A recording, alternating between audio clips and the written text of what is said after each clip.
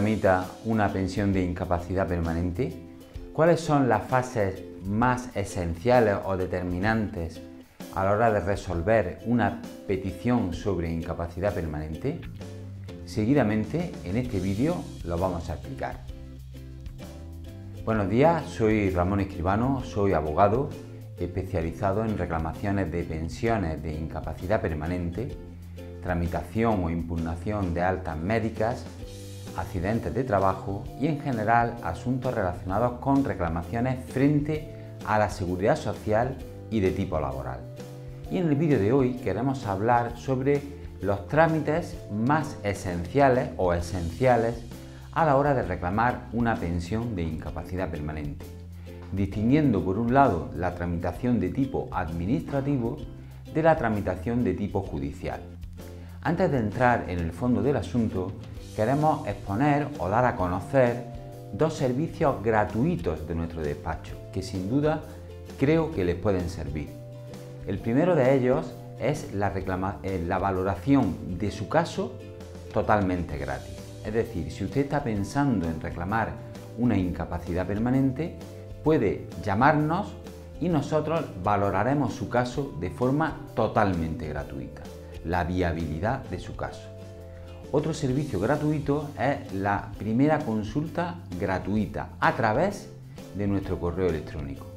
Puede enviarnos su pregunta concreta a la dirección de correo electrónico que aparece en este vídeo y le responderemos a la mayor brevedad posible. Dicho esto, entramos ya en materia. ¿Cuáles son las fases en la tramitación de una incapacidad permanente más relevantes? Como hemos dicho al inicio del vídeo, primero hay una fase de tipo administrativo. La fase de tipo administrativo se inicia, como todo procedimiento administrativo, mediante una petición de inicio del expediente.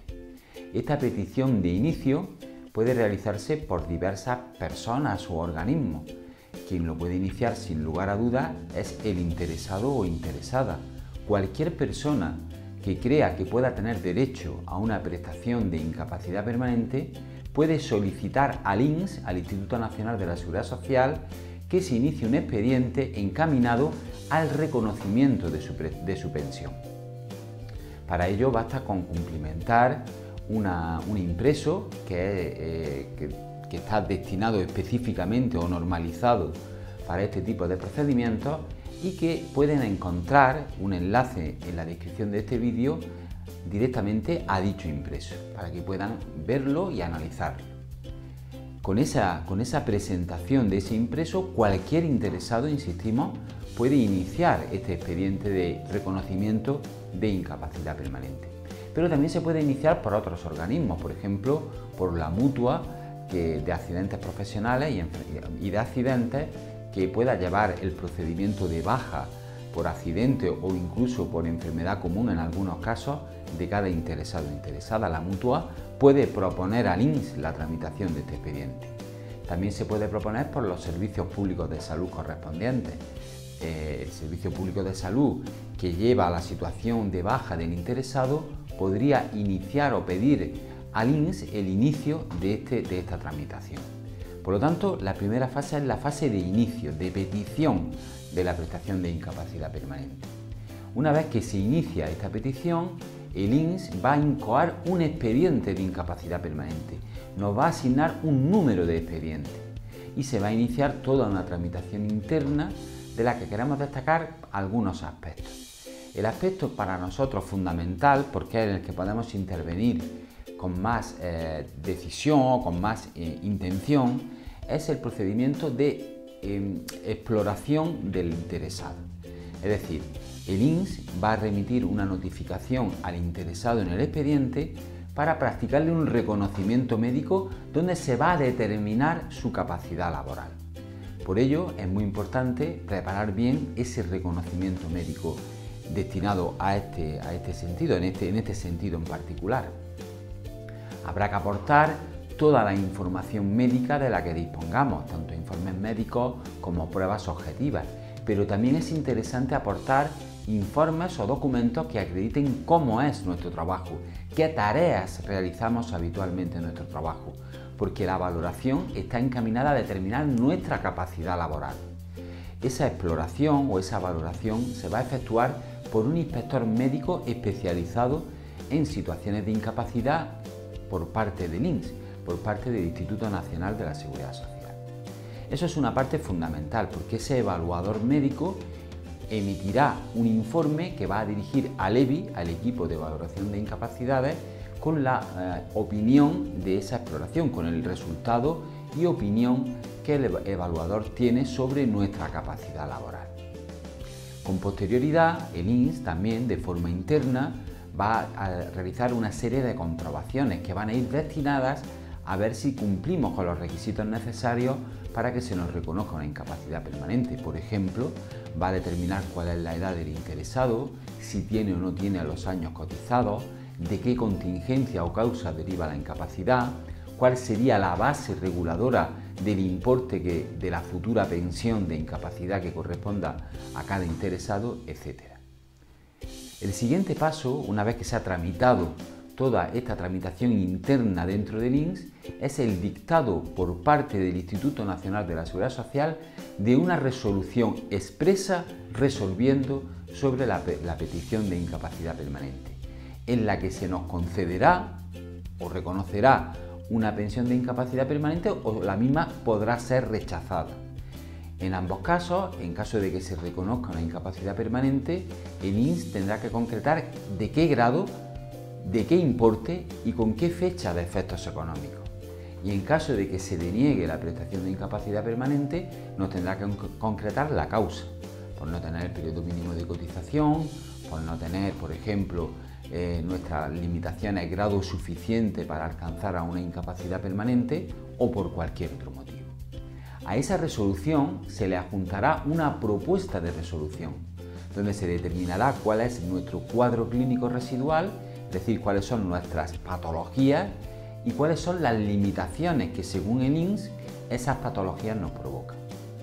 Pues bien, con esa resolución se termina la fase administrativa.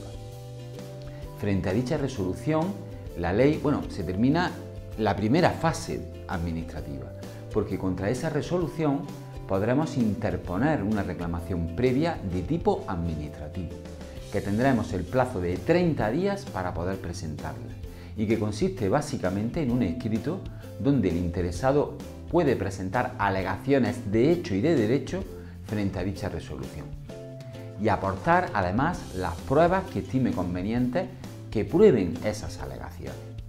Una vez presentada esa reclamación previa dentro de su correspondiente plazo, el INS volverá a emitir una resolución también administrativa resolviendo la reclamación previa, donde estimará o desestimará dicha reclamación. Esa resolución de la reclamación previa, el INS tiene un plazo de 45 días para dictarla. En caso de que no se dicte dentro de ese plazo, podremos entender que se ha desestimado nuestra reclamación. Con esa resolución que resuelve la reclamación previa, ya sí se termina la fase administrativa.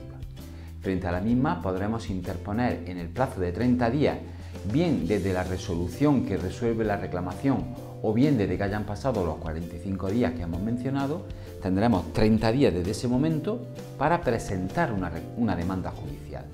Demanda judicial que se tiene que presentar ante el juzgado de lo social que sea competente según normalmente el domicilio del interesado, el que sea competente. Es una demanda que es un escrito que tiene que conllevar una forma específica, tal y como prevé la ley de la jurisdicción social, y que por eso nosotros aconsejamos vivamente que tiene que ser redactada por un experto, un abogado que sea experto en reclamaciones de incapacidad, para no cometer errores tanto de hecho como de derecho que pudieran perjudicar a nuestros intereses. Una vez presentada esa demanda, el juzgado de lo social lo admitirá a trámite y convocará a las partes, a la parte actora, que es el interesado, y a la parte demandada, que puede ser sin duda el Instituto Nacional de la Seguridad Social, pero también podría ser una mutua de accidentes en caso de que derive de un accidente de trabajo o de una enfermedad profesional. También habrá que demandar en algunos casos a la empresa, depende de cada caso. El juez nos va a convocar a un juicio de tipo oral, donde las partes tendrán que probar sus alegaciones. Una vez que se celebre ese juicio, el juzgado correspondiente dictará una sentencia que resolverá judicialmente nuestra petición de incapacidad permanente. Frente a dicha sentencia, y en algunos casos, se podrá interponer una reclamación, un recurso que se denomina de suplicación ante el Tribunal Superior de Justicia correspondiente. Con esto hemos descrito básicamente y de forma muy rápida, desde luego, ya haremos vídeos donde explicaremos concretamente y con más profundidad cada fase, cómo es la tramitación desde el principio hasta el final de una reclamación de incapacidad permanente. Espero que el vídeo les haya gustado y sin más, hasta el siguiente vídeo.